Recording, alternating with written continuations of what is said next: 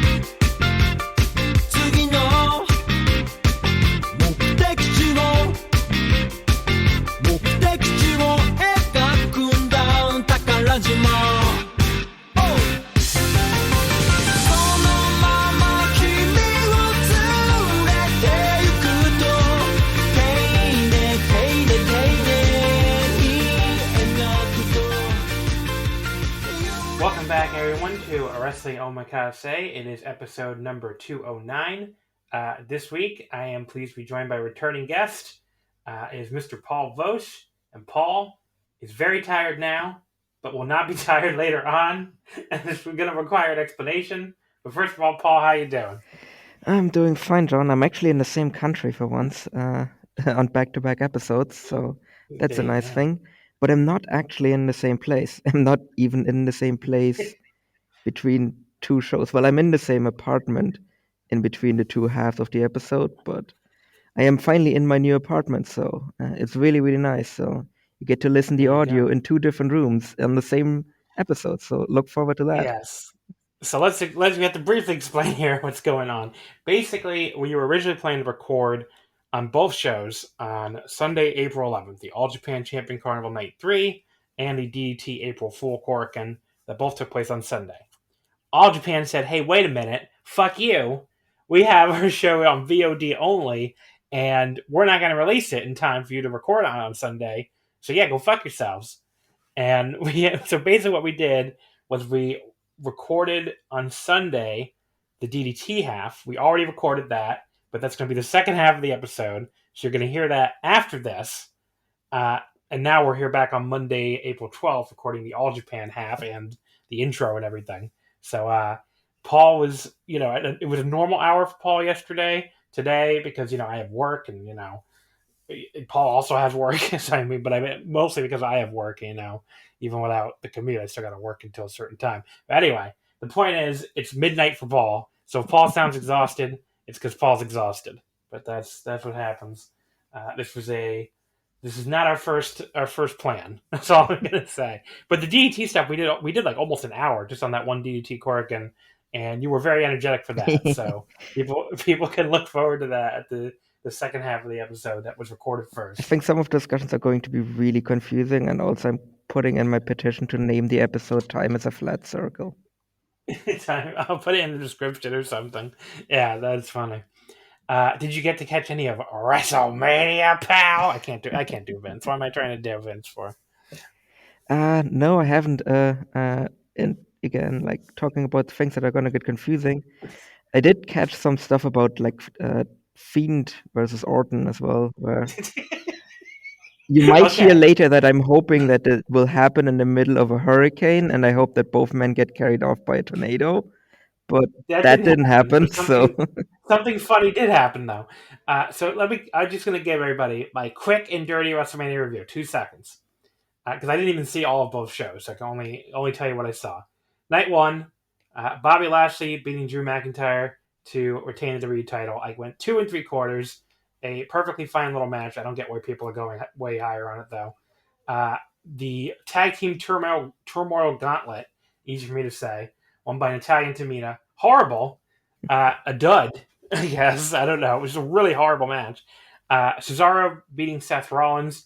Pretty good. I went 3.5 stars on it. Good match. I don't blame other people going higher, but it was definitely a good match.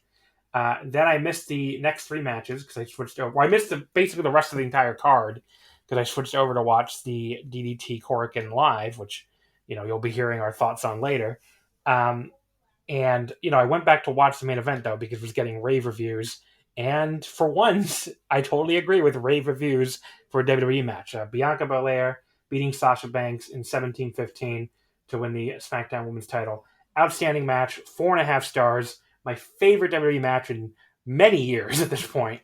I really can't even think of what the last WWE match I went over 4.25 on. I mean, this was an outstanding match. Contrasting it with the main event of night 2 makes it even more obvious to me why I love this match so much, because I'm so sick of the WWE tropes, right? The WWE, the trope main event where, it's a fucking 3-way and there's interference because it's all legal, Michael, and they do lots of cool, they do lots of intricate spots involving plunder, and I don't know, I can't bring myself to care about any of that. Here, they just did a wrestling match and it was awesome. And just a really outstanding work match. They told a very simple story of the veteran Sasha against the young powerhouse Bianca, even though Bianca's actually older than her. But I mean, Bianca's a rookie compared to Sasha, who's been there for years now. But yeah, I mean, it was just a very simple story with Bianca doubting herself, and then in the end she beats her. Just a really outstanding match. The kind of shit you never get from them anymore. So definitely, if you're gonna watch anything from these two shows, this is it. Although there's one other recommendation I make too on night 2. And then night 2, Randy Orton beats the Fiend. It was under 6 minutes, so that's good. It had probably the funniest finish I could have imagined. Who could have told you? If I had told you yesterday, Paul, asked you Paul, what is the finish of Orton versus the Fiend gonna be? I don't think you would have ever come up with, hey John, there's gonna be a giant Jack in the Box, and Alexa Bliss will come out of the Jack in the Box with a crown of thorns on her head, and black goo will caress down her face, and the Fiend will turn around and take one single. Well, the Fiend will be very concerned for some reason, Alexa, he'll slowly walk towards her with his hand in the air, my queen, what has happened to you? And then he turns around to one single RKO from Randy Orton, and despite the fact that he once kept kicking out of 10,000 fucking curb stomps from Seth Rollins, a single RKO will pin him, and it's Don't forget, he also came back from being burned alive. But look, it's an RKO out of nowhere. Who can withstand that? No one can. If we've learned anything in wrestling over the past 10 years, is that an RKO out of nowhere will just finish anyone. So fucking stupid. But yeah, this was at least so bad it was funny, but obviously negative stars. The tag team match for the women's tag titles, Nia Jax and Shayna Baszler beating Natalya and Tamina. Pretty terrible. I don't know. I don't remember what I gave it. I gave it bad. Kevin Owens beating Sami Zayn. This is the other match that was awesome. It only went 9 minutes and 20 seconds. I wish it was longer, but it was still so awesome. I still went 4 stars flat on it. So definitely watch that. Did not watch Sheamus versus Riddle. I put on the New York Rangers instead. Apollo Crews and Big E. It was fine. 3 stars. Didn't really have a problem with it. Just their usual kind of no DQ match, which they're doing another one later in the night. I don't know why they had to do one here. So the ring wasn't covered in drums? No, there were a whole bunch of drums on the outside. Oh, Jesus Christ. Because of course there were. The big disappointment with these two shows, Rhea Ripley defeating Asuka to win the Raw Women's title. I like both these wrestlers, especially Asuka, obviously, but this was just a very average match, 2.5 stars. Really not worth watching. And the main event, Roman Reigns beating Edge and Bryan. It's a match I've seen lots of people raving about. If you like WWE trope stuff, I'm sure you loved it. At this point, these matches have a ceiling with me, and I can't go higher than 3.5 stars. You can tell it was well executed. I just don't. There's no one. Later on, we're gonna obviously already recorded, but later on you'll hear me talk about Don Chocodino versus Jun Akiyama, and I said even though I think it was an outstanding match, as you'll hear all about. If you don't like Dino matches, that one won't change your mind. If you don't like WWE trope main events, the wild brawl, quote unquote, the intricate spots, we have to wait around for Roman Reigns to set up a powerbomb through a table, you won't like that either. If you love that stuff, this is probably as good as you're going to get, basically. I mean, it's a very, very good at that style. That style is not really for me. So I gave it 3.5 and moved on with my life. But yeah, I mean, overall, I thought this was still one of the, from what I saw at least, one of the better Manias, certainly in the past few years. And, I don't think they can ever go back to one night again because this was so much better. Like just being able to split it up instead of having one fucking 7-hour show. It's just a million times better. Look, But I yeah. mean, WrestleMania, right? It's like their biggest event, so, and it's when they get the most attention. So obviously, if they just rebrand everything to be WrestleMania now, Oh yeah, like they get all that I mean, attention all the time, right? That's how it works. WrestleMania Backlash was the title of Backlash. Just keep go all the way with it, man. Let's have WrestleMania Taboo Tuesday, WrestleMania Great Balls of Fire, WrestleMania December to December. Let's do it all, baby. I don't know. It's so stupid. WrestleMania, the horror shows, Extreme Rules. Yes, there WrestleMania Fastlane, vroom vroom. you go. WrestleMania Fastlane, vroom vroom. WrestleMania Roadblock on the road to WrestleMania. Yeah, there you go. That's my mini WrestleMania report. I'd say again, really, I would highly recommend Owens and Zayn and Bianca and Sasha. And there's a bunch of other stuff that's pretty good. And Orton versus the Fiend is really funny. But other than that, part of the comedy Orton versus Fiend too is before that finish, they just did like a regular wrestling match. Like after all that, like they just got in there. I mean, they had the Fiend lighting, but like he just tried to he didn't try to. He burned you alive and made you come back as a burned zombie man. And the Fiend was like, "Yeah, I'm going to do some wrestling now. Let's do some grappling." I'm like, "What is this match?" Like, I've never been burned alive, but I think if I was, I would want to do something other than wrestling moves to the other guy. It's just really bizarre after all that build and everything. Like all the magic tricks too that Alexa was doing in the entire lead up and everything, and fucking and the Fiend's just like, yeah, I'm gonna stick my fingers in your mouth. That's my. It's like what the heck? It's like what the fuck? But the Fiend. Look, sometimes some grudges can only be settled with a good old conflict in the ring, just some good old catch as catch can. It's just how men settle it, really. A mandible claw. That's yes, what exactly. You tried to burn me alive. Here's my fingers down your throat. It's like okay. Well, anyway, so that's the WrestleMania review. Let's get into the Champion Carnival, night 3 from Niigata, Sunday, April 11th. Not for anybody there who wasn't there in the building. It wasn't Sunday, April 11th. But yes, that's when the show took place. So if you're wondering about nights 1 and 2, of course, the answer is they are available right now on the Wrestling Omakase Patreon. So we're doing daily audio coverage of every single show of the Champion Carnival, except for this one, exclusively on the Patreon. So if you want to hear my thoughts on nights 1 and 2, night 1 is a show that I loved, night 2 is a show that I kind of hated. So quite a dichotomy there.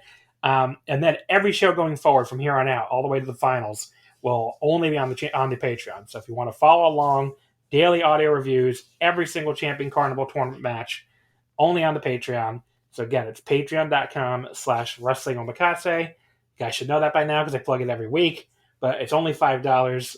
You get every single Champion Carnival episode coming up, the 2 that we've already done, plus the Champion Carnival Finals Retro Roulette I did with Jerry from Voices of Wrestling back last week, which was a lot of fun. We covered a ton of stuff like 80s, 90s, 2000s, all the way up to 2019. So, we got a really, really interesting batch of matches with Sawa and Taue. That was so much fun to talk about. That was from 95. But yeah, so, plus everything else on there, if you want to go back and relive the New Japan Cup, you can. We have tons of different series covering, different themes of one match episodes, where each episode covers one match. But yes, all sorts of stuff all on the Patreon. 2 exclusive full episodes a month. So definitely, I think, more than worth your $5. So patreon.com/Wrestling Omakase. All right, so let's get into this show. I will give the results of the non-tournament matches. I did not watch them. Did you? I never watched the non-tournament ones. I don't know. Did you watch them? I did watch the non-tournament matches. As I said, they're not essential, but I think at least like if you have the time to watch them, like I think it's worth watching them because like the next generation of like All Japan is on there and it's looking pretty decent. So like it's worth checking out. So the opener, Hikaru Sato, Dan Tamura, and Francisco Akira beat Izanagi, Atsuki Aoyagi, and Rising Hayato. Sato beat Aoyagi in 8:43 with a backdrop. Any quick thoughts on this one? No, makes perfect sense. I mean, it's the exact same match they had the night before, essentially, and Sato's the next junior challenger, so all makes perfect sense. Yes. That is coming up on this tour, I believe, on night 6. Let's see. Yeah. No, night 7. Yeah. So it's a Sunday, April 25th, Korakuen. Then we have the second match, Koji Iwamoto beating Ryuki Honda. This is during Honda's 7-match trial series. I think it's the 4th one, I think, right? Yeah, I believe so. But yeah, no, this was pretty fun. Iwamoto beat him in 7:56 with a chicken wing arm lock. Yeah, pretty fun. Yeah, it was pretty fun. I mean, Honda's obviously going to be a heavyweight, but Iwamoto also like he gave him a bit of stuff, but he also like very clearly showed that he's like better than him still. But like Honda, I think is going to be fine and like definitely someone to look out for. In match 3, the Total Eclipse team, Tajiri, Hokuto Omori, and Yusuke Kodama, beating Yoshitatsu, Takao Omori, and Black Minso Ray. Hokuto gets the pin on Minso Ray as he did yesterday, and 7:50. I think on night 1 too. I think he pins him every night. But yeah, I mean, it seems that this is actually building to an All Japan TV 6-man title match soon as well. Oh, there you go. So then we get to our Champion Carnival matches. It kicks off here with Jake Lee defeating Koji Doi in 8-10 with the D4C. Lee goes to 2-1, and Doi drops to 1-2.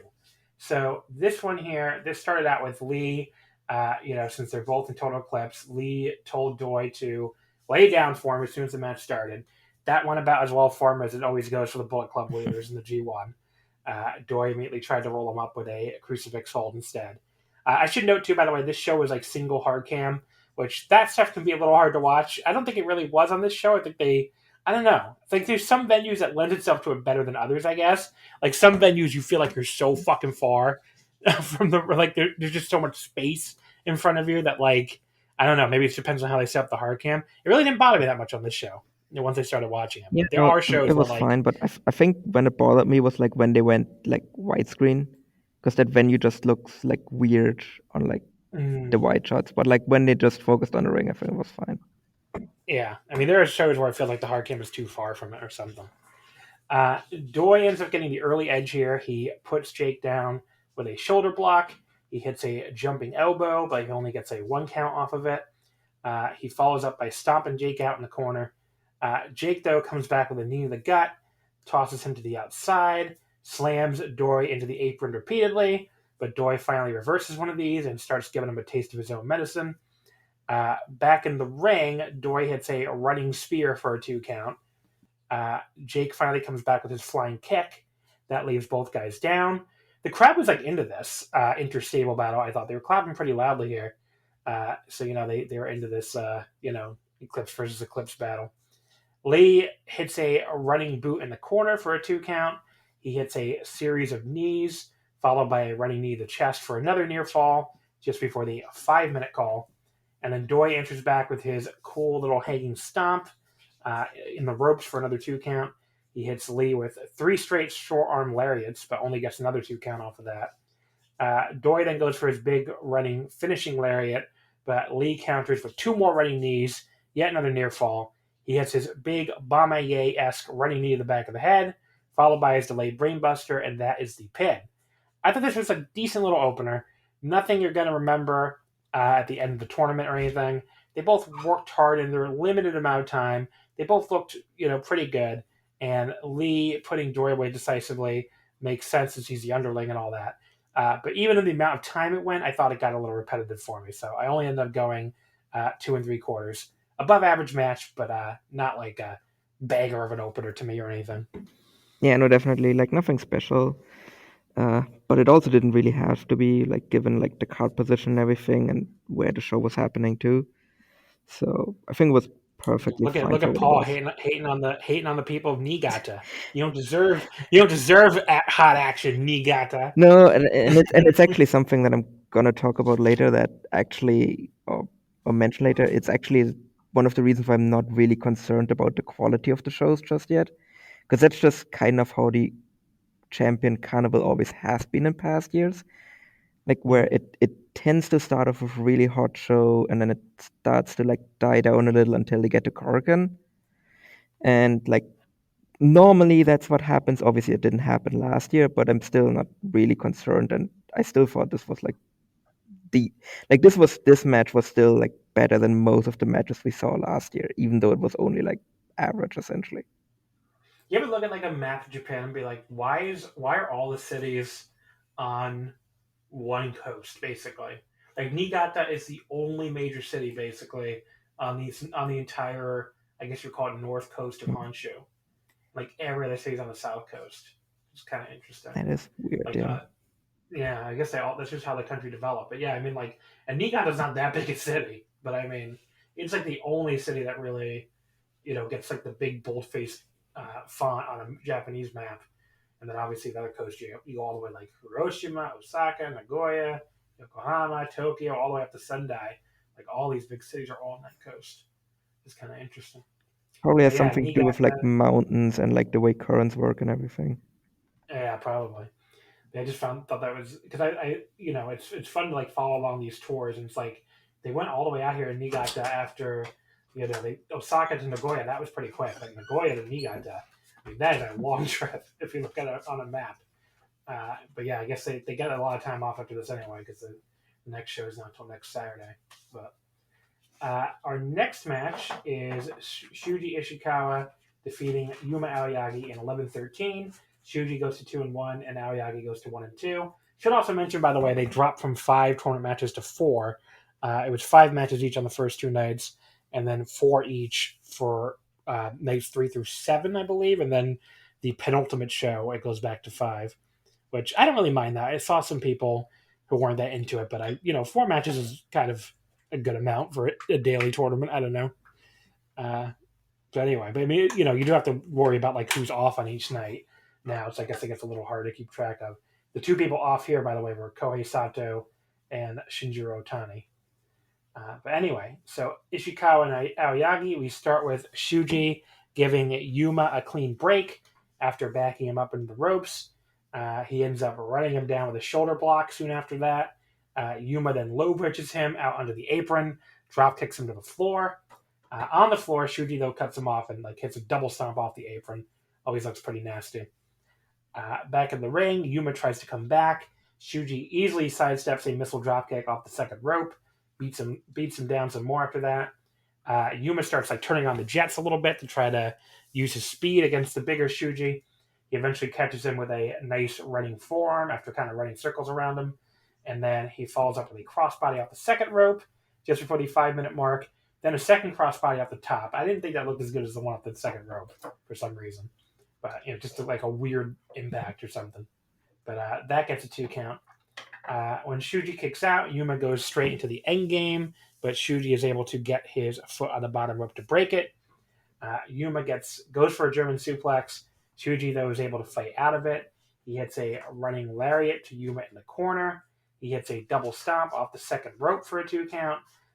Yuma then comes back by finally getting his German suplex, but Shuji does the old pop up and hit a lariat before I sell it deal, which they've been doing in All Japan seemingly since the beginning of time. And that leaves both guys down. Both guys then trade some strikes before Shuji hits a nice little running clothesline for a 2 count. He immediately follows up with a giant knee for an even closer near fall. Yuma just barely kicks out. But Yuma comes back and gets the endgame back on. And here I thought Shuji selling was a bit hokey for me. Like, he was doing this big, open mouth, like, I don't know, he looked like a fucking fish, like, in the middle of gasping for air or something. It looked pretty stupid. He did make the ropes, though, just before the 10-minute call. Yuma hits a straight combo to Shuji up against the ropes, but Shuji, like, pulls him in and hits the Fire Thunder Driver out of nowhere. That was a really cool spot. He can't cover or follow up right away, though, and Yuma then escapes when Shuji finally goes for the Splash Mountain. Yuma tries a couple of flash pin attempts for near falls.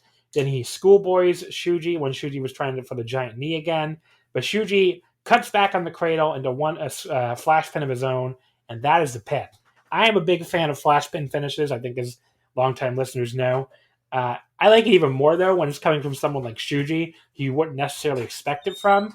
It was just like such a great little cutback on Yuma's cradle, and it's the kind of thing we need more of in wrestling nowadays. Like, it only takes 3 seconds to pin somebody. It doesn't always have to be a fucking I feel like Sonata here. It always makes this point. It's not all about dropping people on their heads. But yeah, this was a damn good match outside of my little complaint about Shuji selling. It's nothing that's going to hit your, fucking notebook or anything, but I had fun with it. I went 3.5 stars on this. And I think especially like you mentioned, kind of a creative finish being really good. But what I find interesting about it is kind of like it shows kind of the development of both men as well. Because obviously, like these two, like have had quite a few matches at this stage.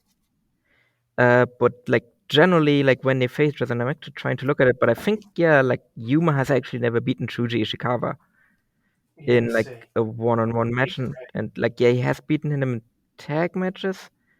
But like generally, like when these face off, and I think what was really interesting about it was also that it was a flash pin finish between these two, because like when they first faced off, like Shuji would just decisively beat Yuma, because Yuma obviously like even in tag matches like generally is like the guy taking the heat and everything, and like he would just like beat up Yuma and he would just leave him laying and just beat him decisively. And I think it kind of shows like the development, like both like Shuji like sliding down like the ladder a bit, and then Yuma like slowly like moving his way up now that like Shuji can't beat him anymore like normally. Like he has to beat him with a flash pin, and that's the only way he can like beat him anymore, because he can't beat him like with his normal move. So to confirm, they have 3 singles meetings in the 2019, 2020, and 2021 Champion Carnival, and Shuji is indeed 3-0 against him. So there you go. But just to confirm your point there. Then we go to the third match of the evening, which was Kento Miyahara losing to Shotaro Ashino in 12-11 with the ankle lock. So Shotaro is 1-2, and now Kento is also 1-2. Ashino, he goes right after Kento's leg to start. He's driving into the apron and the ring post and, squeezing on the apron or squeezing on the ankle from the floor. It makes sense he would get this vicious right off the bat. He's already started 0-2, of course, and, he's staring down a possible 0-3 against the ace. Kento, though, comes back with a running knee in the corner. Apparently, this is today's limb work. What limb work match? I will say, at least it feels like he shrugs off less limb work than we got in the last 2 nights in a couple different matches. So it didn't really bother me as much as it did in a lot of those in either of those matches. Like one was like Shuji and somebody from night 1. I should look this up first. It was like Shuji and Koji Doi from night 1, and then there was like another one from night 2. I think it was it you? I think it was Yuma and Shotaro. But yeah, there was a match on each night where they shrug it off a lot of limb work. No, it was Shuji versus no, it was Yuma versus Ashino in the previous night. Yeah, and here they were like, they really didn't start off that badly, but it is notable they seem to be doing this every night. Ashino cuts him off though again and hits his deadlift gut wrench suplex for a 2 count just before the 5-minute call. Then he mocks Kento's clap, which is kind of funny, because Kento has that thing that plays at the end of his theme song where he's like, "That's right, clap for me, duh duh duh," and Shotaro gets up, and he's like, "Duh duh duh duh, yeah, huh?" But it's like, you're not a heel anymore, buddy. What are you doing? Supposed to be a nice guy now. Kento tries to come back with a German suplex, but Ashino counters the German attempt straight into an ankle lock, which sends Kento scrambling to the ropes to break. Great little spot there. Ashino follows Kento onto the apron. He teases German suplexing him off of there. Kento does a great job just selling his desperation as he's grabbing on the ropes to block. He cuts Ashino off and hits an apron power driver on the apron instead. But then we go back to the ring where Ashino escapes the big shutdown German, only for Kento to hit a normal German. Ashino no-sells it, hits his own German. Kento also no-sells it, which leaves us at a standoff. They have a decent little elbow exchange, and Ashino shifts to his hard European uppercuts to put Kento down. He charges in, but Kento counters with his big high knee just before the 10-minute call. Kento then hits the blackout knee for a very close 2.9 count. He goes for the shutdown German again, but Ashino struggles to block it and then finally gets out when Kento has him like lifted halfway up. Ashino goes for the ankle lock again. Kento counters with a kick to the face with the other leg, and then hit another flying knee. But Ashino no-sells it and locks the ankle lock back on anyway. He rolls through it, though, and then gets Kento right in the middle. Kento's unable to kick his way out of it. Kento tries to stand up out of it. Ashino turns it into the heel hook, and Kento taps. I was pretty stunned when Kento tapped, honestly. I don't know about you, but I was like, I did not... Like, I thought Ashino probably had a chance to win this, but I thought it would be some fucking roll-up. I didn't think he was going to tap him out. But yeah, it's a huge win for Ashino, obviously. He avoids starting off 0-3, and more importantly, he beats Kento clean via tap out. This is a damn good 10-minute match. I thought it was match of the night. Other than a bit of spotty leg selling at the start, which, like I said, didn't bother me that much since it was only a tiny bit of leg work this time. I thought this was really good. I couldn't quite go 4 on it, but I went like 3 3/4. Really good match. Yeah, no, I pretty much agree. I think Kento is off to a really, really good start in the Champion Carnival so far. Oh, yeah. Like, obviously, like him against Zeus is always great. The match with Otani, that was easily the best match of night 2 as well. And yeah, he had the match of the night like here again. So yeah, and like given who he still has left on the schedule as well, like I think like he has like there should be like even more bangers coming out of him as well. Yeah, I was gonna say I know some people are very sick of him, and I get it sometimes, but like he and Otani are carrying this tournament so far, honestly. So and Otani did not work night 3, so yeah, and I mean, look, he hasn't been champion in like over a year now, so yeah, I mean, get the guy a break. But this was like I said, a really fun little match here. It makes up for their match in last year's Champion Carnival, which I thought was fucking horrible. But this one was really. I mean, it was definitely bad for the booking. What I'm actually curious about, just real quick, because I don't remember who Kento's actually facing on the final night of the Champion Carnival. Jacob Lee. Is it Lee? Yeah, so that actually makes perfect sense. So they're probably gonna do like a comeback story with Kento, and then Jake will just like take him out on the final night. Oh no, I'm wrong. I'm sorry. Kento's facing Yuma. Oh, Yuma. Interesting. Yeah, Jake Lee's facing Shuji Chikawa in the last night. I don't know why I thought it was Kento versus Lee. When the hell are those two facing off? Let's see. Yeah, that might be a draw then, if it's not on the final night or something, because then they might just want to save that. Like, that might actually be something. Kento might actually win that one because they might want to save that win for Jake. Oh, Kento and Jake Lee. So I get everybody has a match that's not happening, and that's it for Kento. That's only 9 nights. That's probably literally the reason why they do that, so they don't have to do that match because they don't do blocks. That might literally be the reason why they have like one match that doesn't happen, so they won't have to do that match.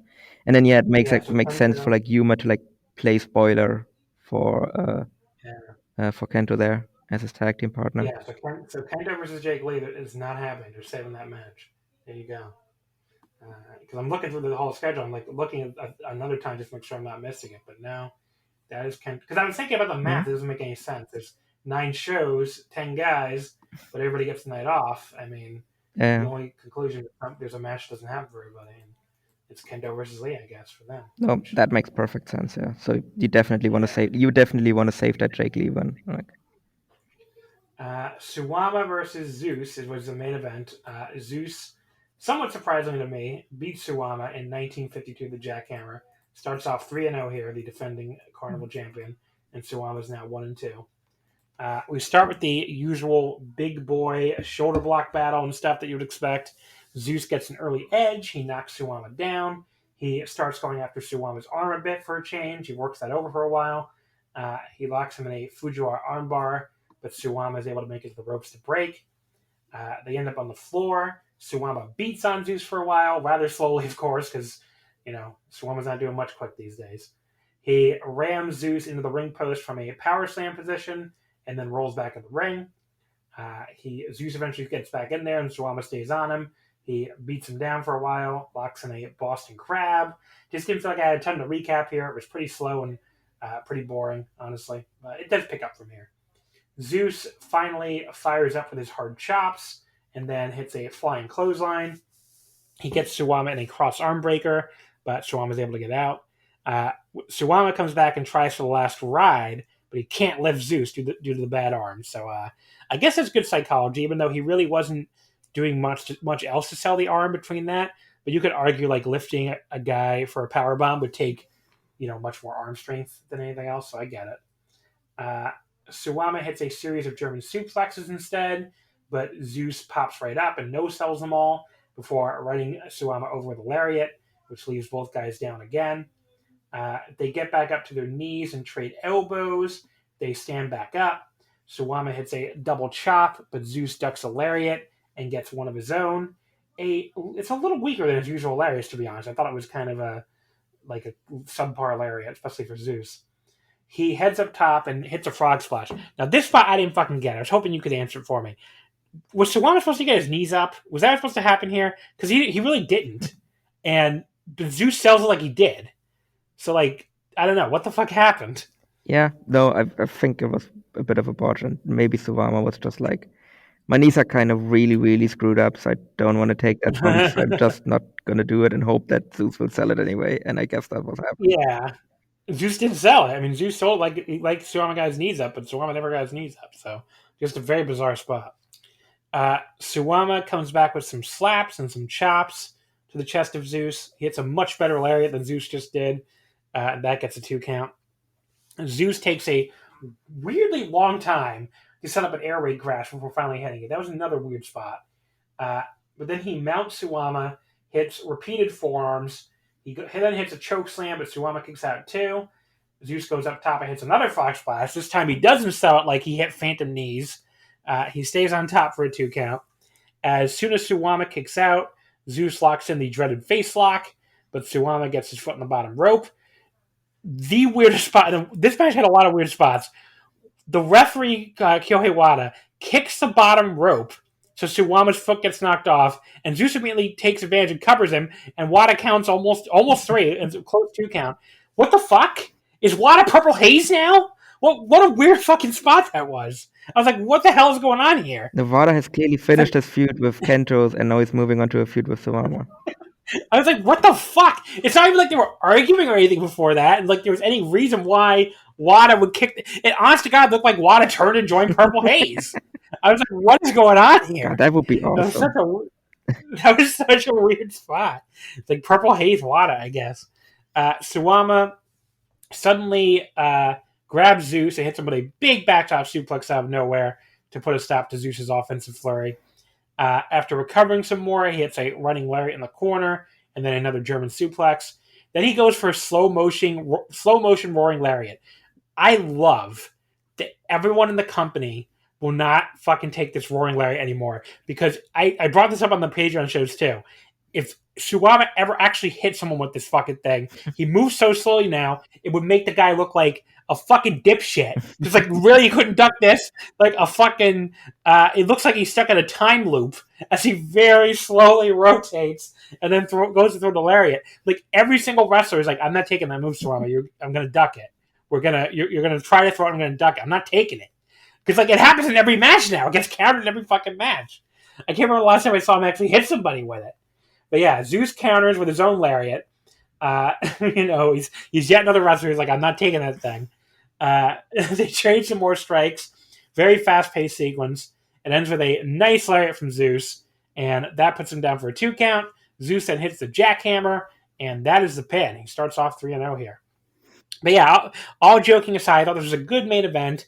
Nothing that's going to blow your mind or make your notebook or anything again. But once they got past the boring part, it turned into a good little power battle, even with the weirdness. So I would go about 3.5 on this again. Good match between 2 veterans. Not really a whole lot else to say about it, honestly.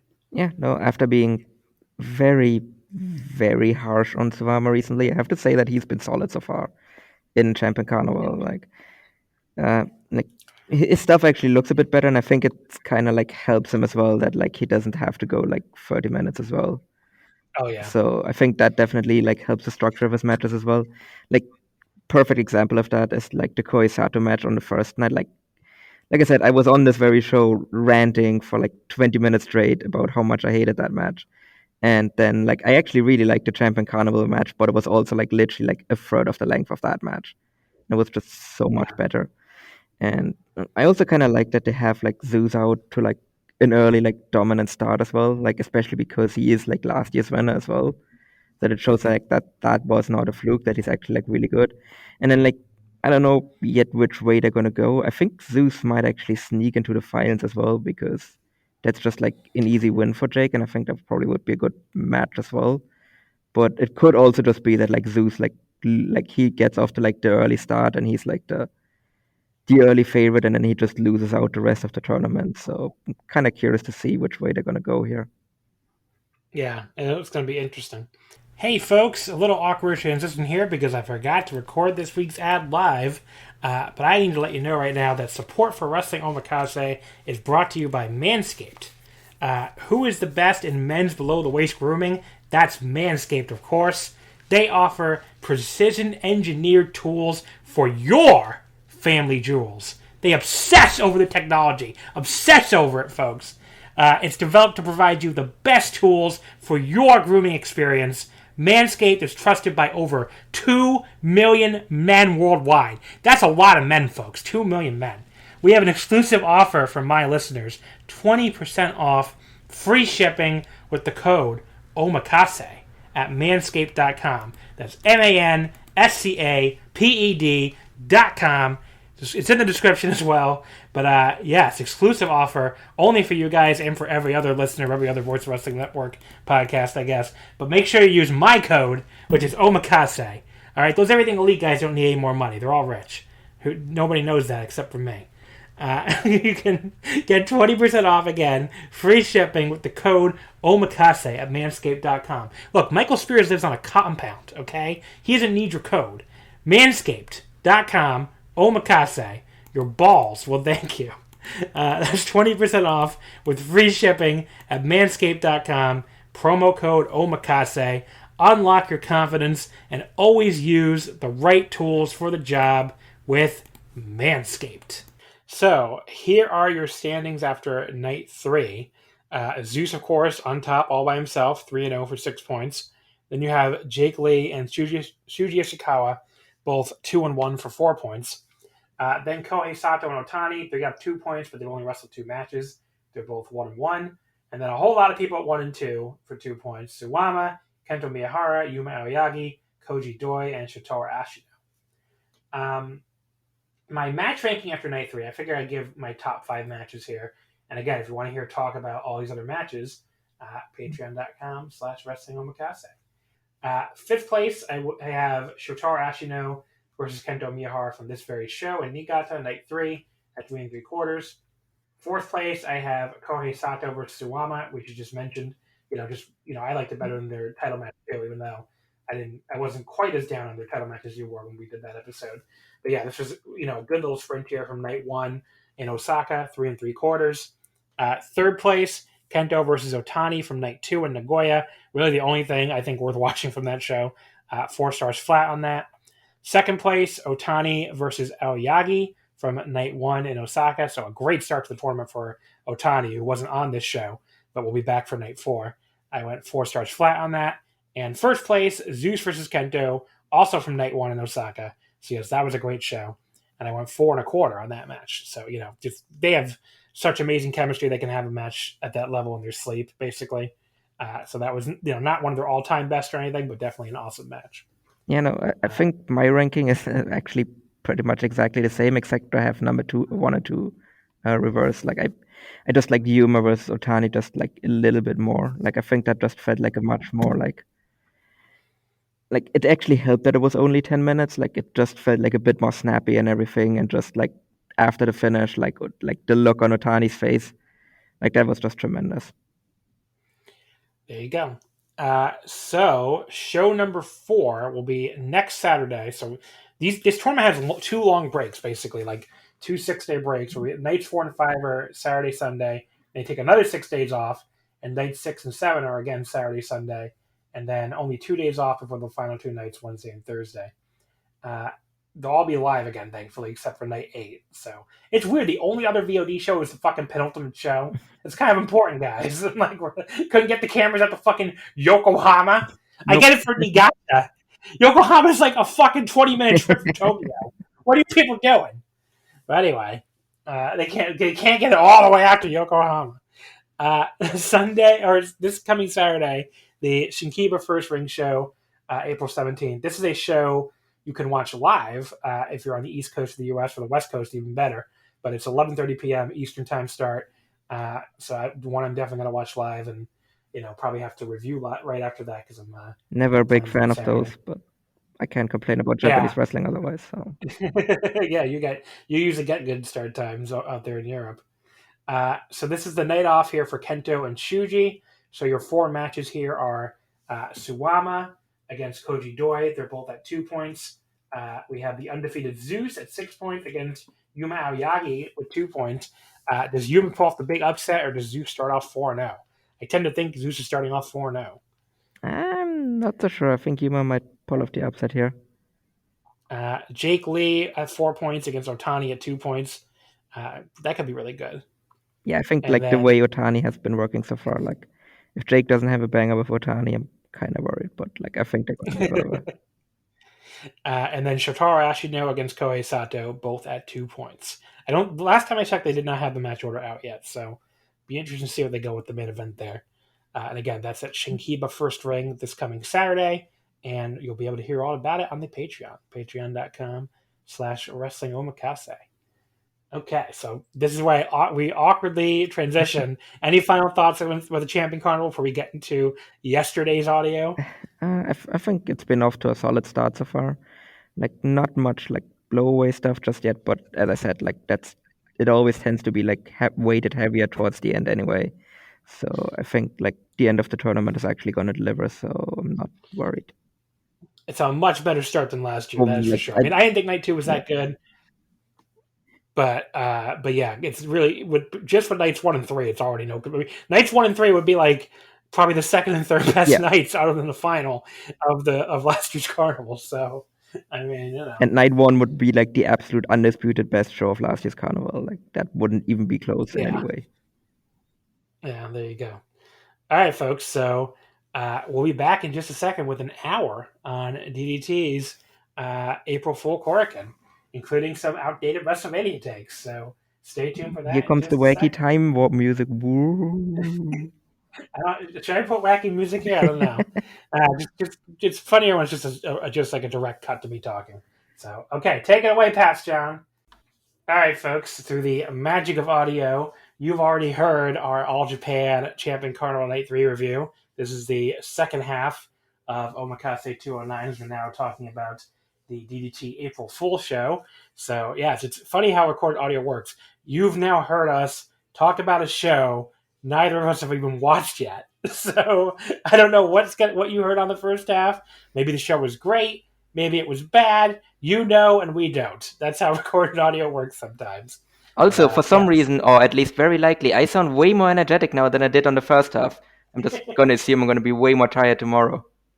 Yeah, I mean, we wanted to record this. I mean, we had planned on recording and, getting it up on Sunday, April 11th. But the problem was the All Japan show was on VOD, and I forgot that VOD for alljapan.tv means whenever the fuck we feel like. So, it looks like that'll be up, Monday our time. So we'll get that done. We'll get the first half done and get this episode out tomorrow. But, we're here recording on Sunday about the DDT show, which was quite great. I don't know how you feel about it, but I thought this was a great show. Oh, yeah, no, absolutely. I've kind of made it my idea for this year as well to watch a lot more DDT than I have in the past. And I think definitely this was a good kind of step in that direction as well to really make sure that it is kind of appointment viewing, which I've done a pick and choose for DDT in the past, but I think I will definitely try and catch it a lot more regularly going forward. Yeah, I mean, I've always said DDT to me is an easy promotion to follow because the only thing that's must watch to me are the monthly Korakuens and their big shows where if you want to watch more shows, I do watch more shows occasionally, but the only stuff I feel basically if I have an open week and DDT's running shows, I'll watch it.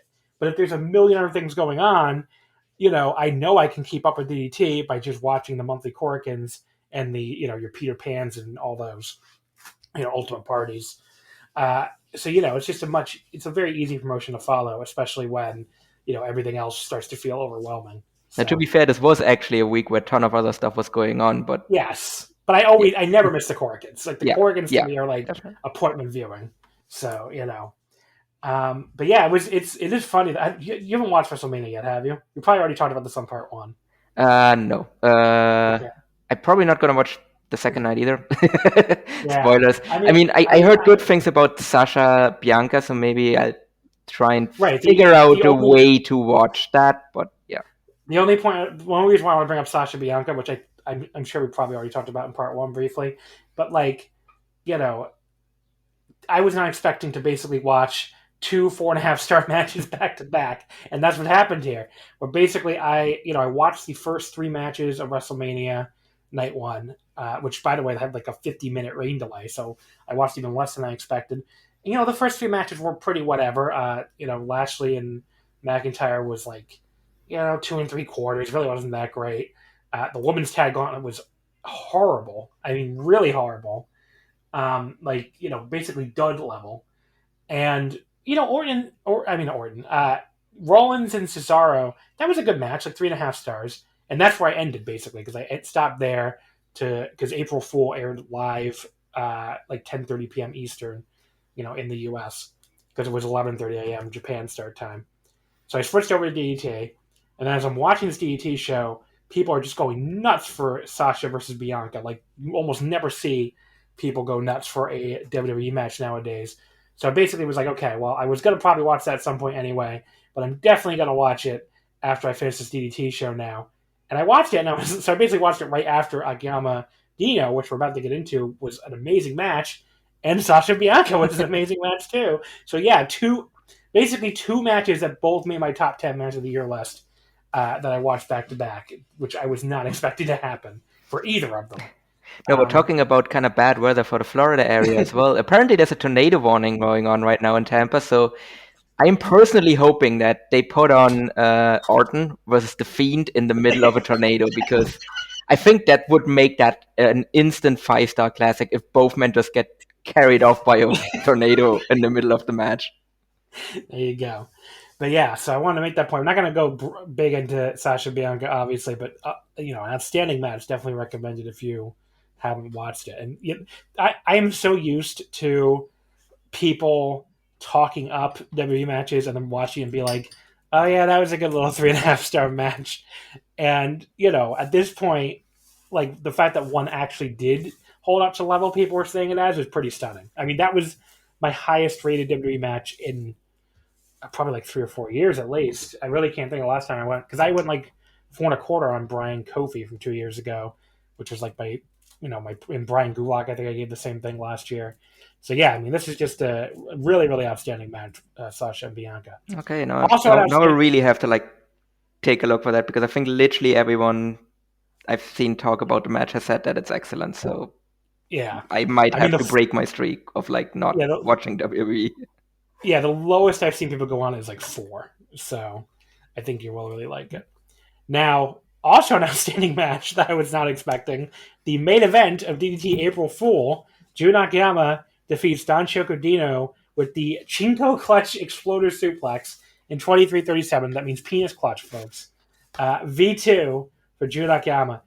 This was an incredible match. I mean, look, if you, the listener, hate Don Chocodino, hate his matches, will not watch them. First of all, I get it. I get where people are coming from with that. And second of all, this match will not change your mind. So if you're one of these people that just cannot watch Dino, finds the act disgusting, whatever the fuck, this match is not going to fucking change your mind. That's for sure. But if you can handle Dino, if you do enjoy his matches, this is like one of his best ever. And up there with like the he kind of always delivers in these big moments, but like it's up there with like that Daisuke Sasaki match from a couple of years ago. There's other ones too I'm probably not even thinking of. But yeah, I mean, he had one, like, I think, who the fuck was champion then? With Ishikawa, right? I think he had one with Shuji Ishikawa that was really, really good. Maybe I'm making that up. Yeah, I think, didn't he have like a really good match with Harashima too? Yeah, I'm pretty sure he did. But I'm gonna look up Shuji Ishikawa's title run, because I feel like I don't think I'm making that up, but maybe I'm making that up. I want to check it real quick. But yeah, I mean, like, this is a guy who, he does come through when, he's in a big title reign. I mean, it did happen. October 23rd, 2016, Ishikawa beat him in 21-27 at Korakuen. And that was his title shot for winning the DDT general election that year, back when they still did that. So, yeah, that was during Ishikawa's title reign in 2016. But yeah, I mean, he does usually deliver in these big title matches, and but this may have been his best one yet. And a big part of that is, Akiyama. I mean, Jun Akiyama is one of the best wrestlers who's ever lived. I don't think that should be a hot take. Even if you disagree with me, hopefully you at least understand where I'm coming from. This is one of the best wrestlers to ever do this. And he went out there with a guy who obviously is a very untraditional wrestler, but he and this guy, they made it work. They made a Jun Akiyama. Like, if you picture in your head, what does Jun Akiyama versus Don Shokudino look like? In a lot of ways, it probably is exactly what you expected. And, they really made it work as far as, like, the serious, badass wrestler against this, this character. I mean, what else can you say about Dino? And, it really delivered on that level of, like, these two very different wrestlers coming together and, like, making something special. Like, to me, it's the second best DDT match of the year. It's the best Akiyama KOD title match. It's better than the Gucci one. Very slightly better than the Endo one. I gave them both the same rating. But yeah, this was an outstanding match. Yeah, I definitely ended up liking this match a lot more than I thought I would. Like, I'm kind of like, I'm not a person that goes like, I can't watch Dino matches at all, but I just know that they're not for me. So I definitely didn't go into this like with like super high expectations, but like I was kind of like when the match actually ended, I was like thinking in my head, I was like, yeah, no, I actually kind of love this match. And then the more I think about it, the more I actually like it. So the match opened with a pre-match video package. Some great lines in here. Of course, as always, a big thank you to DDT English Update, DDT Pro _EMG. Dino says, quote, DDT is like a weekly manga magazine with different manga coming in and out. Agama's the main act right now, like Dragon Ball or Slam Dunk. Me, I always want to be that vulgar comic that parents don't want their kids to read. Just a great quote. It really does sum up DDT too, because it is, DDT can be serious, it can be funny, it can be whatever you want, especially in the main scene, like it'll be, this is a title that, Mako Satomura held at one point. Obviously Dino has held it. It can be different, very different, depending on, who was holding the title. The other awesome quote from the pre-match video was Jun Akiyama was asked, what would Giant Baba say about this match? And his answer was, he would always tell me that I do dumb things and then always shoot me a beaming smile. I hope he does the same today. Just a great line from Akiyama. The match started with Dino offering Akiyama a handshake at the start, but it was a trick, as he immediately hits a spinning back kick and then tries to pin Jay with June with the Gado clutch. I guess I almost said Jay White because of the Gado clutch. But yes, it gets a very close near fall. And then Akiyama's look of pure disgust as Dino is laying on the mat and daring Akiyama to come at him in his very unique way of doing so is really great.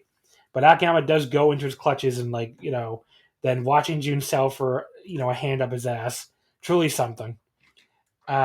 Dino, at one point, part of the entire story of this match was Dino representing DDT and what it means to be DDT versus this new outsider champion. And he yells, at one point, he just yells DDT and gives Akiyama a DDT on the apron, which was I guess kind of an obvious spot, but also just really was just kind of cool.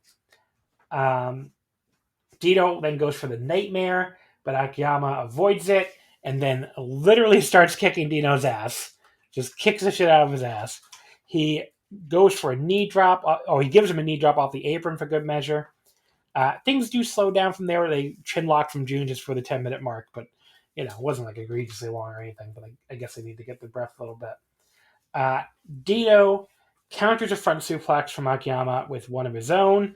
He does the testicular claw, but right into this cool sweep that takes Akiyama off his feet, and then a Shining Wizard style knee for a near fall. A big thing in this match with Dino was modifying his usual spots to make them more serious and do actual damage, and this was a cool example. And then right after that, he teases the nightmare again, the thing where he, pulls his pants down and like just crouches over the guy. But it's a weird, serious version where he drops down really fast and turns it into a pinning, a flash pin attempt and almost pins Akiyama. That was so awesome. I don't know if I've ever seen him do that before.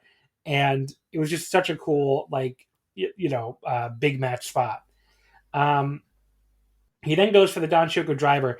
And Paul, you can back me up on this, I think. When he stuffed Jun Akiyama's head in his tights, people screamed louder than they have in Japan since COVID started. Yeah, no, I think that's fair to say. Yeah. They definitely got the crowd to like violate the COVID protocols a couple of times, which was really like at this stage has become the Japan indicator for a really big pop, and they definitely did it in this case. Akiyama also showed that he can still milk a near fall for like all it's worth as well. Yeah, this crowd. I mean, look, this was a sellout crowd. This was 650, which is the sellout for Korakuen right now, and this crowd was screaming their heads off the moment Akiyama's head was in his tights and Dino hit this fucking Danshoku driver. But Akiyama did kick out it too, of course. But yeah, I mean, just like one of the last reactions from a Japanese show in forever. For people who don't understand why they push Dino in these main events, I mean, this is the reason. He gets gigantic reactions. We get a ref bump. Dino points at Makoto Oishi at ringside and then tells him to ram Akiyama's head into his ass. But Oishi will not do it because he's loyal to Akiyama now. So Danshoku gets Akiyama in the Danshoku triangle. He starts pulling his tiny tights off, similar to what happened in Dino versus Sasaki back a few years ago. Apparently, it wasn't as bad with accidental exposure as it was then, but there definitely was some. But yeah, Akiyama was able to get out of it, just before the 15-minute call. He knees Dino twice. The second one was a running knee, but Dino kicks out too. Akiyama immediately locks him in his front neck lock, the guillotine he does. But Dino escapes with aggressive humping, which I'm sure is the first time that particular counter has been used against Akiyama's neck lock. Jun is the one who has to make the ropes to escape the humping.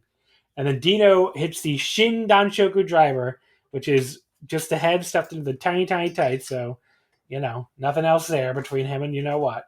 And Akiyama kicks out again at 2. And then Dino hits a fucking moonsault for another 2 count. He tries for another one. Akiyama rolls out of the way this time. He hits another running knee and goes for the Rich Clutch Exploder. And then an amazing thing happens. The lights go dark. We get a video message from Dino. And again, thanks to DDT English Update for the translation here. Dino says, if you're watching this video, I'm probably about to die. He's so serious, too. And he's like, before I die, or before I lose, let me tell this absolutely non-fictional story that I spent all night putting together. He says, last year was a struggle, and it really helped that you joined. And he goes, Akiyama, arigato. He's like, thank you for coming to DDT. Thank you for choosing DDT. And Akiyama, thank you for giving me time to recover. And he starts flipping it off the camera. He's like, forget everything I just said. I do everything to win. This is fucking brilliant because they've had so many of these spots in DDT where like the lights go out and a video message starts playing, and it's almost always like the wrestlers are weirdly frozen in time or whatever. And here it was like Dino broke the fourth wall of it. And he was like, we're fine, actually. You just gave me time to escape your wrist clutch exploder and recover from all the damage I'd taken. It was just a great, like, evil plan on his part. Yeah, no, I also was so confused when that happened. Like, luckily, like, obviously, as I said, like, there's the DDT English account, and I would have just been completely lost if I hadn't had that. And, it was a really great spot, and I think really this was also, like, it signified the moment the match really kicked into another gear, because I absolutely loved everything that, like, happened after they showed the video package. Yeah. So, I mean, one of the other parts of why this was so great, because Akiyama did an amazing job looking like legitimately moved at first before this twist with Dino's double middle fingers. And then he turns right around and gets humped by Dino. Dino gives him the big kiss. That gets an enormous reaction. And then he does the got-style Danshoku driver. He covers Akiyama, but Akiyama still kicks out. Dino pulls down the tights again, goes for the moonsault again. I couldn't tell if this was a botch or not. He sort of half lands it on Akiyama as Jun was in the middle of rolling out of the way. It may have been a botch, but if it was, they covered for it so well, it doesn't even matter because they, both guys sold, and then Dino crawls over and covers Akiyama. So I don't know. I didn't have any problem with the spot. I definitely think it was a botch, but as I said, they covered pretty well for it. But yeah, it definitely looks like Dino kind of like either Akiyama wasn't quick enough rolling out of the way, or Dino just really undershot his moonsault there. But yeah, I mean, they covered for it well, so it didn't hurt the match for me. Yeah, me neither. Dino pulls down more tights.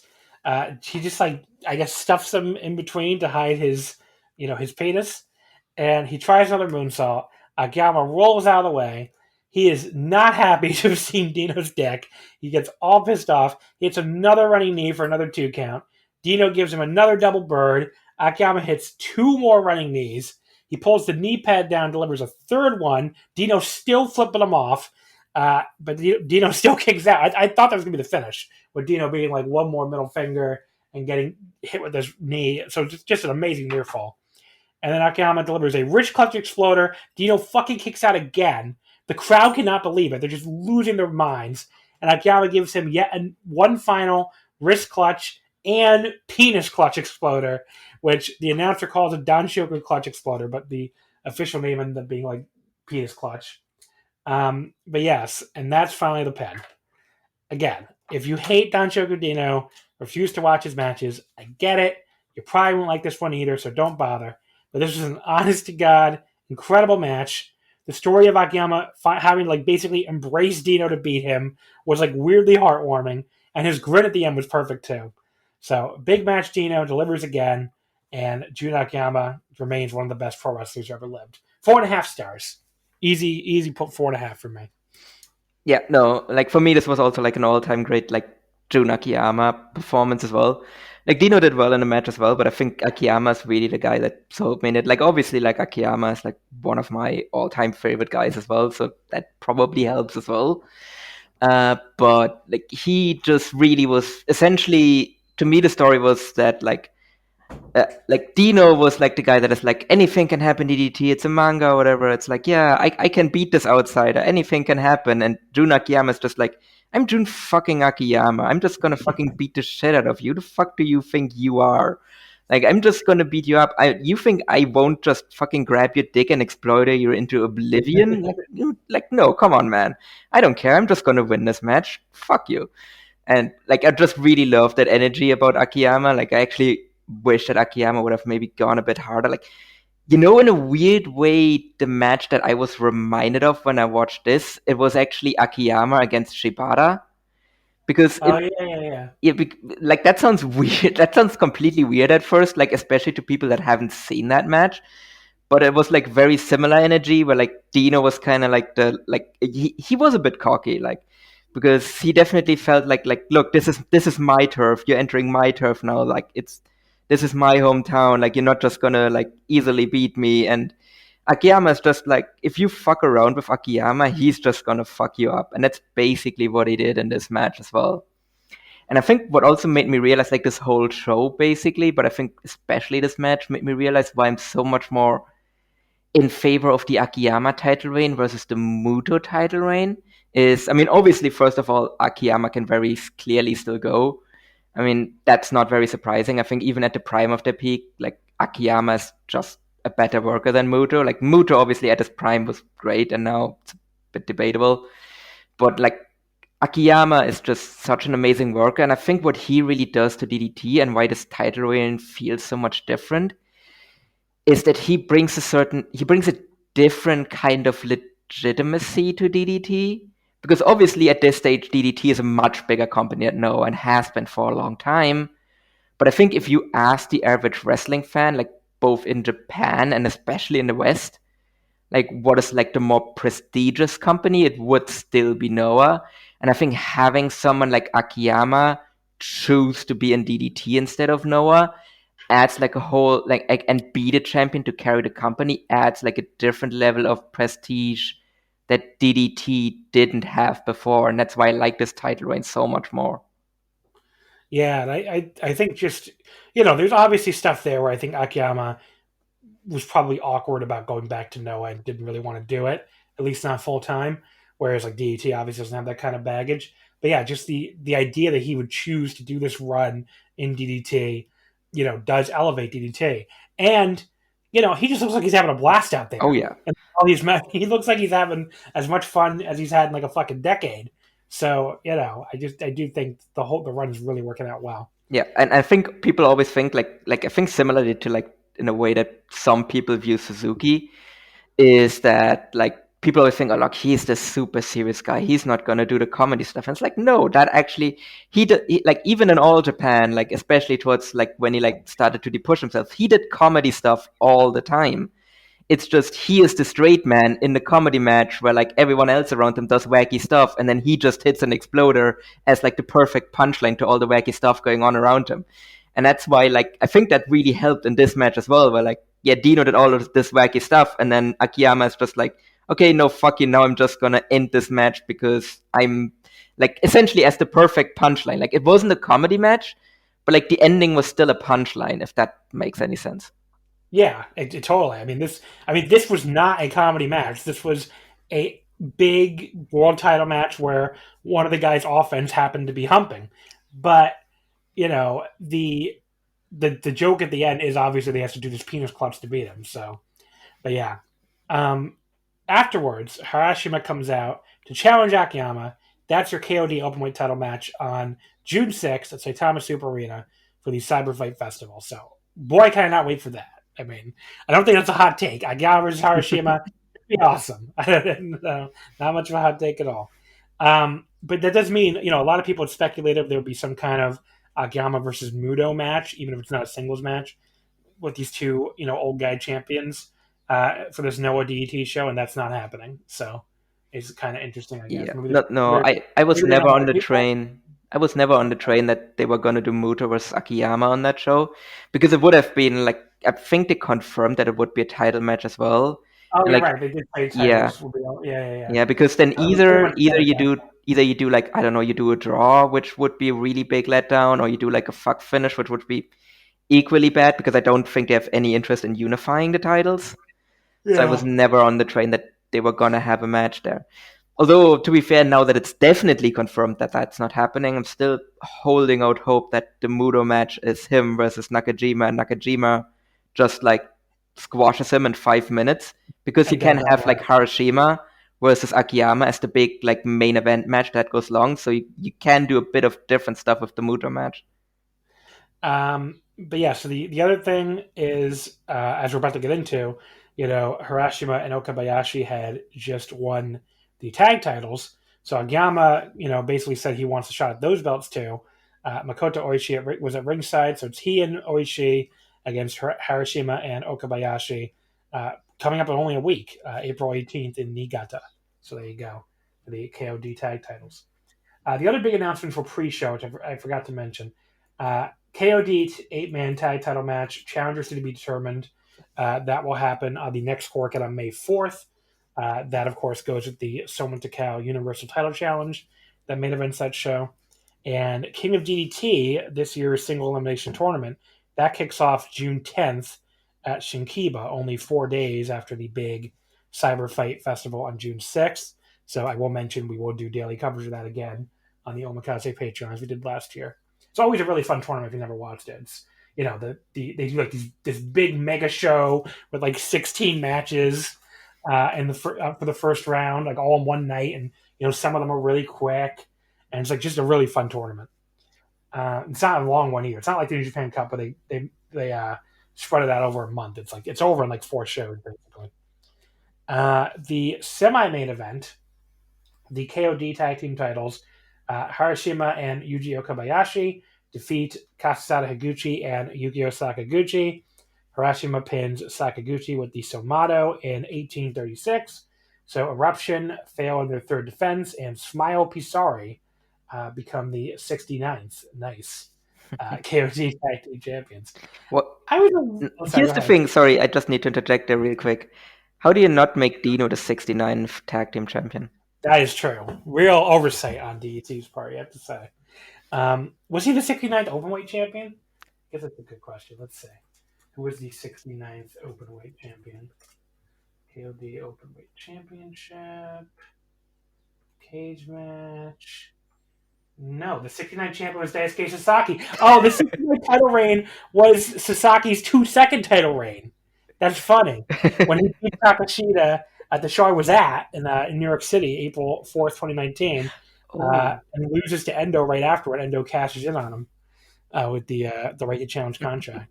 What a moment that was. One of my all time favorite live wrestling moments, honestly.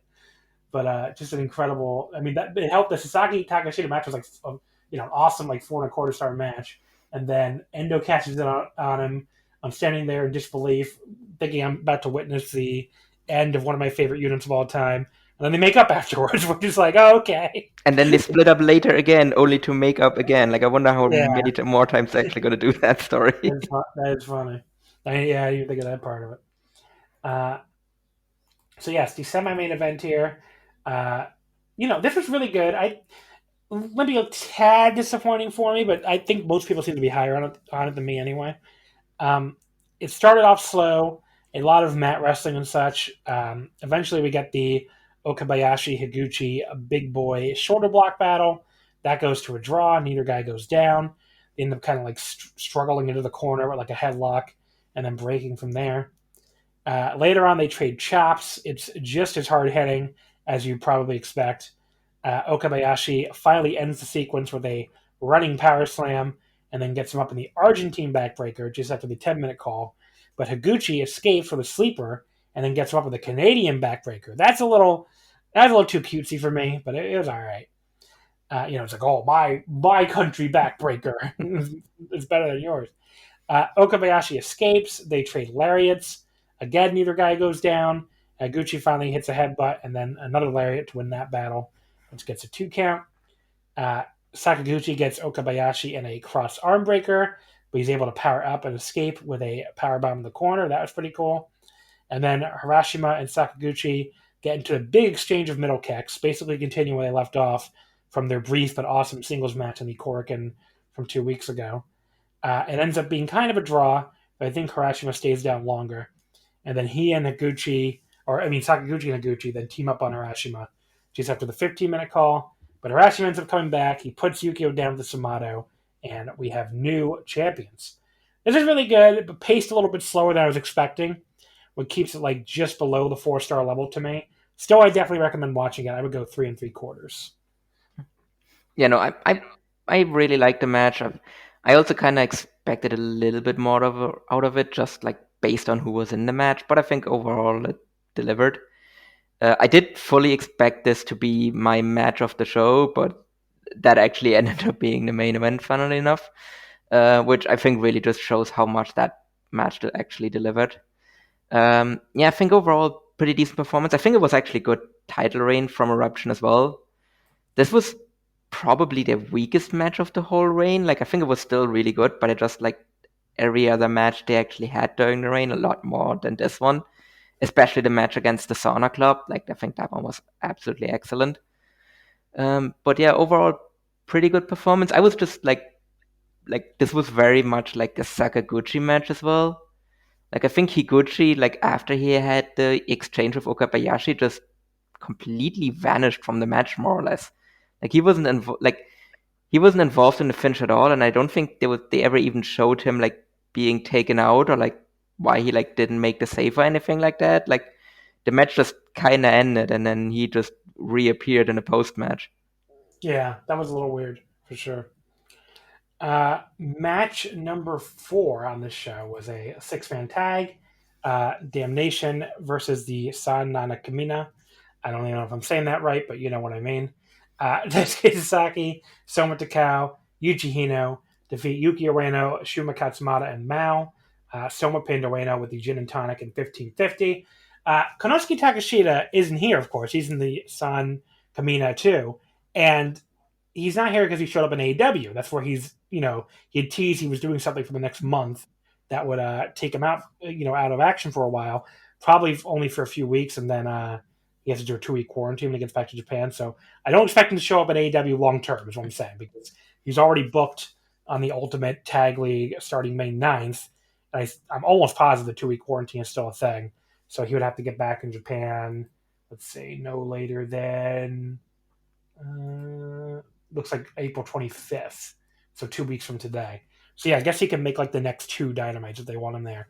But he appeared on a house show teaming up with Kenneth James Omega. And folks, this was they had better have a fucking damn good explanation for why Takeshita was teaming up with Omega and the Young Bucks. Because I don't know if people remember this or people have just forgotten, but like Kenny Omega spent the better part of a fucking year burying Takeshita and Endo because, like, you know, and I'm not saying he did this as a shoot, by the way, but like it was to build up matches and it didn't end up happening due to COVID. But after he remember when Kenny showed up at Ultimate Party 2019, Yeah. you know, he started cutting these promos afterwards where he's like, I'm very disappointed in Takeshita and Endo as wrestlers. They haven't progressed at all since I was last here, and it's really hurting DDT, and it's really sad to see. And he buried them over and over again for the next like fucking year or whatever because they were building a feud basically with Kenny against, you know, like they were going to do these 2 matches with Kenny against Endo and Takeshita, and Kenny was clearly going to beat Endo for the KOD title before they decided to do, you know, before they couldn't get him in the country and they did Akiyama. Well, first they did Endo Sasaki instead last year, Ultimate Party, and then they did Akiyama instead. But like, yeah, so basically in character, in canon, Kenny Omega has buried this guy repeatedly. And he just shows up at a fucking AEW house show like, ha, here I am, team with Kenny Omega, the guy who says I suck and can't carry a company. It's like, I'm sorry. This is the exact type of shit people complain about endlessly with WWE, where they ignore stuff that doesn't happen. Ignore stuff that happened if it didn't happen in their company. And it's even worse probably in this case because they're ignoring something that happened while Kenny Omega was in AEW. Like Kenny Omega was in AEW at the time, and he went to DDT and buried these guys, and they just bring Takeshita over to team with Kenny like it's no big fucking deal. If they don't address this on Dynamite, that fucking sucks. Maybe they will. Maybe I'm ranting for no reason, but it's one of these things where I said this is stupid. Why is Kenny and Takeshita teaming? And everybody's like, oh, you gotta give him time to explain it, John. I'm like, he's in the match right now. Are they gonna explain it now? Why do I gotta wait for them to fucking explain it? So whatever. I don't know. Just fucking stupid. Yeah. I am reserving judgment on that just because it was a house show and we don't yet know how canon AEW house shows are. Like, it's definitely a stupid decision to have that be Takeshita's like first appearance in AEW. But like, if like essentially he just turns up on like Dynamite and he's feuding with Omega, like I think in that case, like I'm in essentially that way they established that like house shows aren't canon. Like, okay, then I'm like fine with that. I don't know. Like otherwise, I'm not sure what you even do with Takeshita in a 2-week run, because the only thing that would make sense if you build it up for him to like have like a match with Omega. Yeah, I don't know. I just saw that and I was like, this is fucking stupid. This is the exact type of thing where people give AEW a fucking pass that they would not give other promotions a pass. So, you know, I had to mention it because it's fucking dumb. So, this 6-man tag, Damnation won this match, as I just mentioned, in 1550. Soma like really goes hard after Ueno ahead of their upcoming Universal title match, unsurprisingly. He just beats him up on the floor, chokes him in the corner, etc. Hino keeps repeatedly killing Shuma with chops while Shuma's on the apron. That was pretty funny. He would just keep going over there and just chopping him off the apron again. They had some more fun interactions, especially Shuma trying to win a test of strength against him from on top of his own shoulders, which, is kind of funny.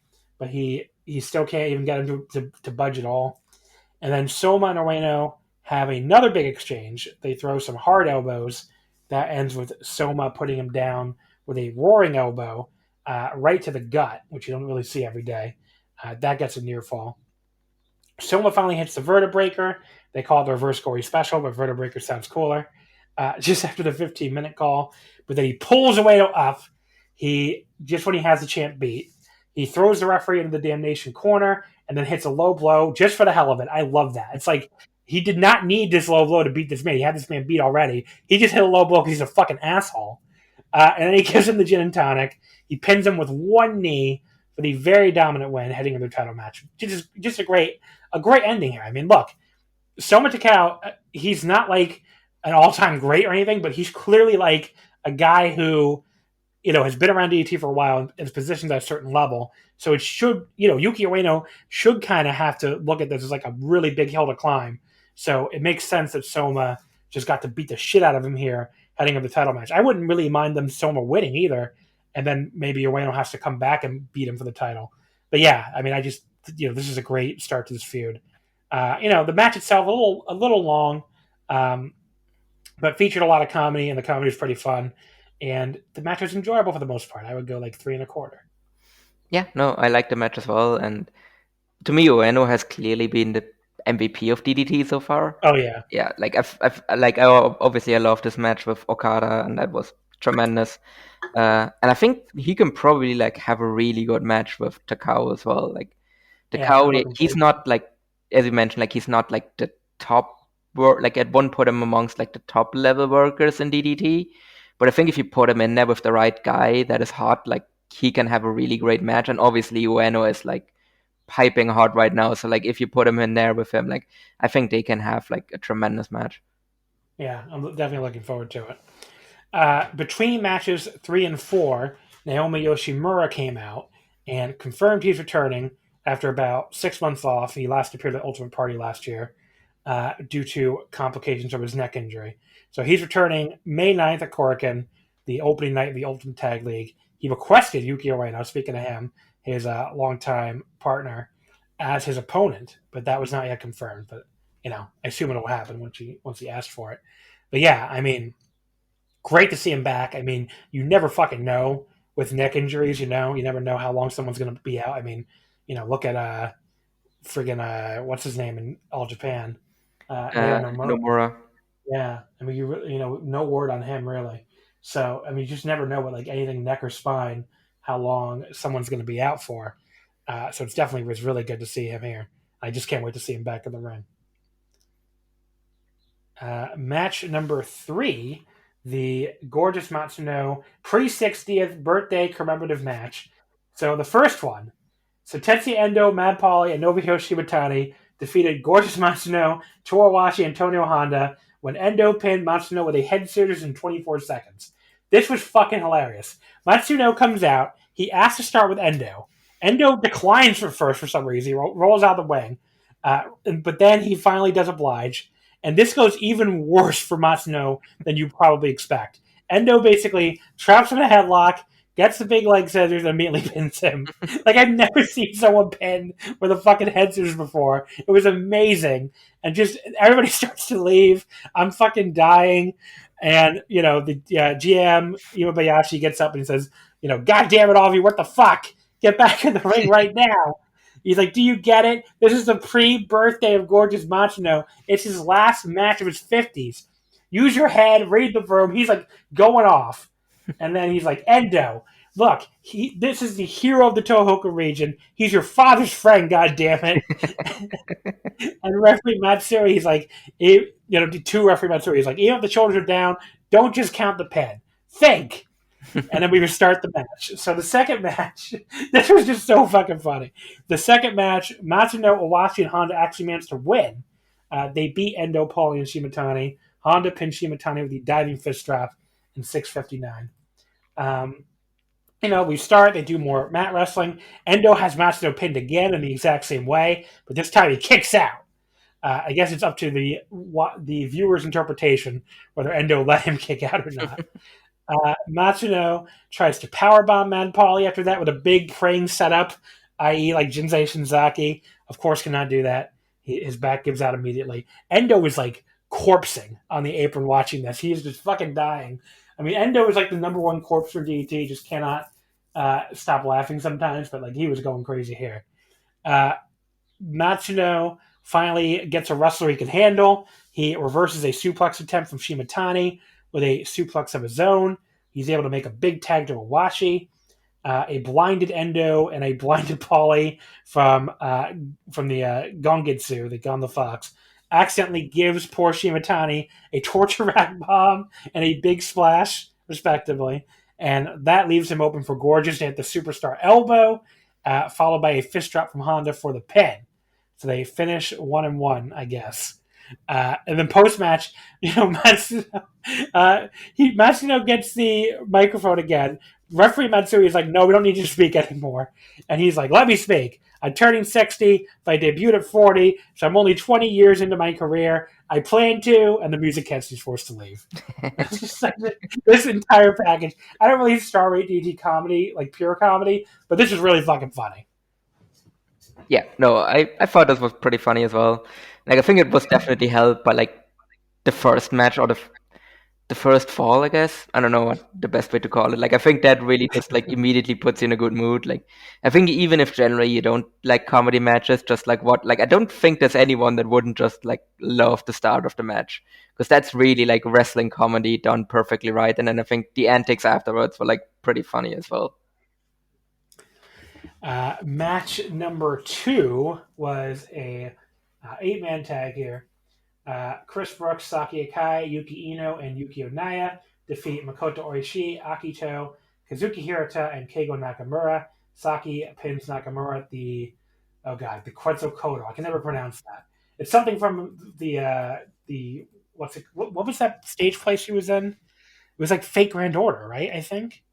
Oh, is it from that? It's because it's like a Mayan god, isn't it? Yeah. So I think she played that in a Fake Grand Order stage play. I am not a Fate person. That's like an anime slash smartphone game. Series for people don't know. Yes, certainly. Fate is a smartphone game and nothing else. Definitely nothing else. Don't dig into Fate. It's only a smartphone game, nothing else. Oh yeah, it's also like a hentai series, right? But I just know it from the smartphone game because my friends play Fake Grand Order a lot, so they sure love that series. It's never been a thing I play, but I know a lot of people who play it. Anyway, so Saki Kai gets the pin here in 10:08. A screaming Keigo Nakamura running at Yuki Onaya as like fast and hard as he can, only to bounce off him instantly as soon as they're both tagged in. That was the highlight for me. It was very funny. Just fucking screaming as he like bounces off this man. We get the big sequence with Hirata placing his sunglasses on Ino and then like moves him around the ring with an evil grin, like some kind of deranged puppet master. That was really funny. Ino picks him up on his shoulders for a dance, but he's actually free of his power. The sunglasses came off. So he drops him with a Death Valley driver. That was really funny. And then Hirata ends up rolling him up anyway, though. So just a really fun little sequence. And then Saki Akai ends up pinning Nakamura to finish off a fun little match. I would go like 3 stars or so.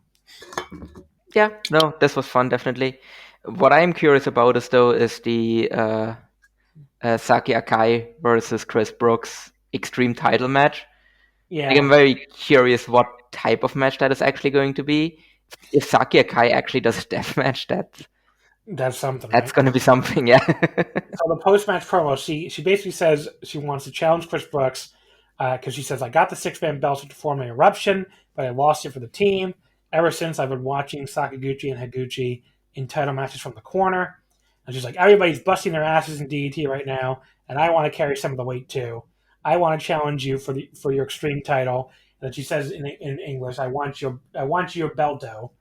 And there you go. And Chris Brooks says, wakarimashita in Japanese, like I understand. But yeah, GM Imbayashi, I don't think he announced a place for it. I think he just said, well, it'll be a double title match as of now, since Saki is the current Iron Man heavy metalweight champion. But she has to hold it till then, of course. So we'll say.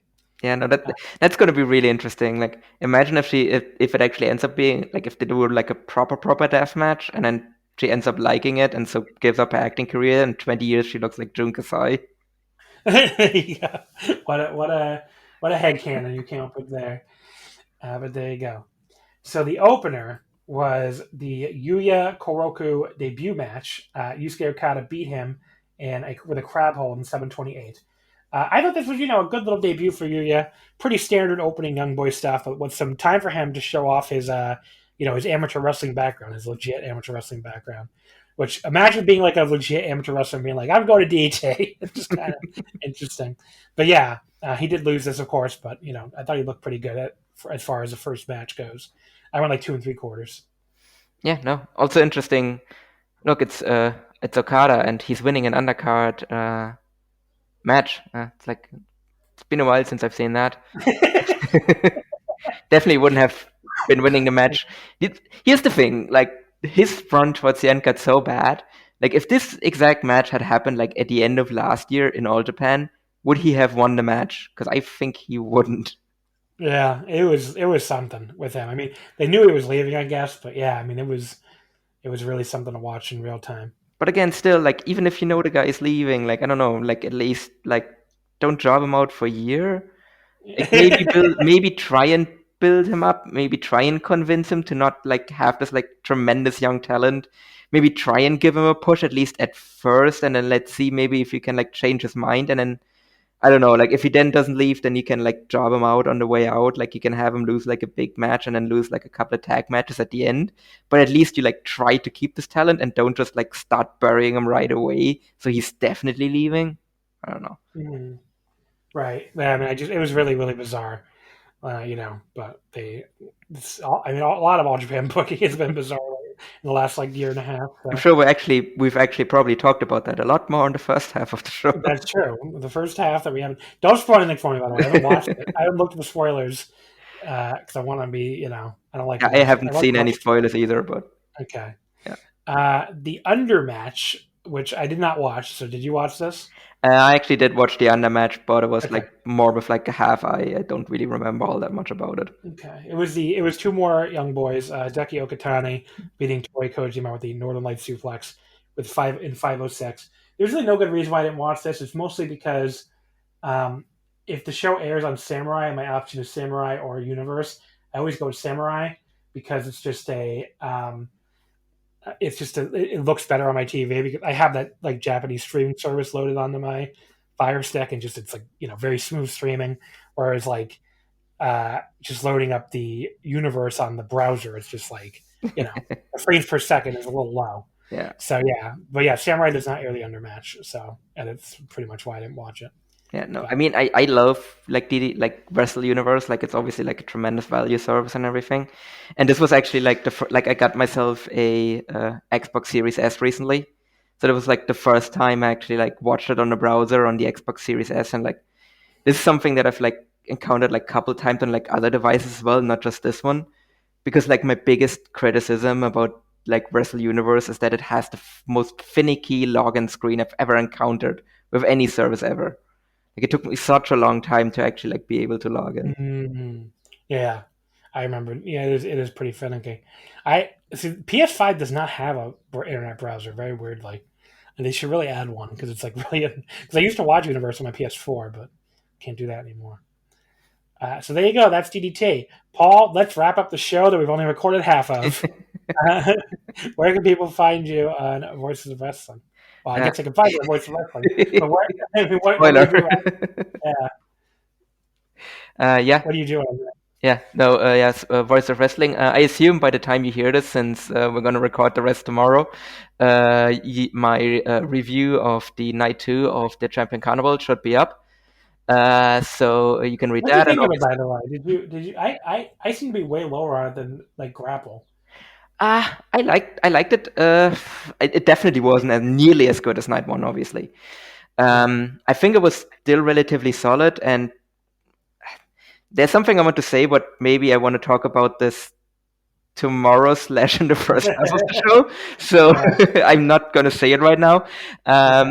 But like, I think overall it was pretty solid. I did like Otani versus Kento. Like, Otani versus Kento was awesome. Yeah, that was pretty good. I went 4 stars on that, but I thought the rest of the show was like kind of bad. I don't know the rest of the other 4. Here's the thing. I think the weirdest match, and you can read that in the review, to me was Doi versus versus why am I blanking on his name right now? Doi versus. Yeah, I can help you. Let me see. I don't remember who the fuck Doi faced, but let's say Doi versus Koei Sato. Yeah, versus Koei Sato. That was the weirdest match, like because I actually like like the first couple of minutes of that because they just like did like this really nice stiff like sprint type of match, and then they just for the second half of the match just did like the tease where Doi got knocked out, and then that was the really entire bizarre. match. And I was like, Yeah. I don't know, you could have just done a sprint where they just beat the shit out of each other, and I probably would have liked that a lot more than doing this weird like knockout tease. Yeah. But like overall, I think it was still solid. Like I think it's definitely a lot. Like I think that show, if you put that show on last year's Carnival, it's like the best or second best show of the entire tournament. Yeah, I was lower on it than you then because I don't know. I thought it was much more like the 2020 tournament than night one was, which night one was great. But hey, you'll hear us talk. You've already heard us talk about night 3. So we haven't even watched it yet as we're recording this, but wacky. Okay, so Paul, you got that? Anything else? Twitter? I mean, take this. You're gonna put it in the post, so it's gonna be there. So follow me if you want to. But as I said on the Mania preview, I don't ever actually tweet. So it's my number one rule of Twitter is never tweet, and the only thing I do is like retweet and like the things that I'm on. So yeah. Here you go. All right, folks. So that will wrap us up here. Of course, you can follow us on Twitter at Wrestling Omakase, Wrestling Wouldn't Fit. Patreon.com/Wrestling Omakase. We'll have another new one match episode later this week. Assuming it's going up on Monday, I think it'll be like 2 days later. And then we'll have a more Champion Carnival coverage because, again, as I'm sure I went over already in the night 3 coverage, night 3 is the only night of the Champion Carnival we are covering on the free feed. Every other show, right up to the final, will be only on the Patreon. So if you want to hear my thoughts on the entire rest of this tournament, starting next weekend with the Saturday and Sunday shows, nights 4 and 5, patreon.com/Wrestling Omakase. Only $5. You get everything we've ever done. It's almost approaching a year now of content. Just a ton of stuff on there. Plus the Champion Carnival stuff for this month. Plus everything else we're going to do.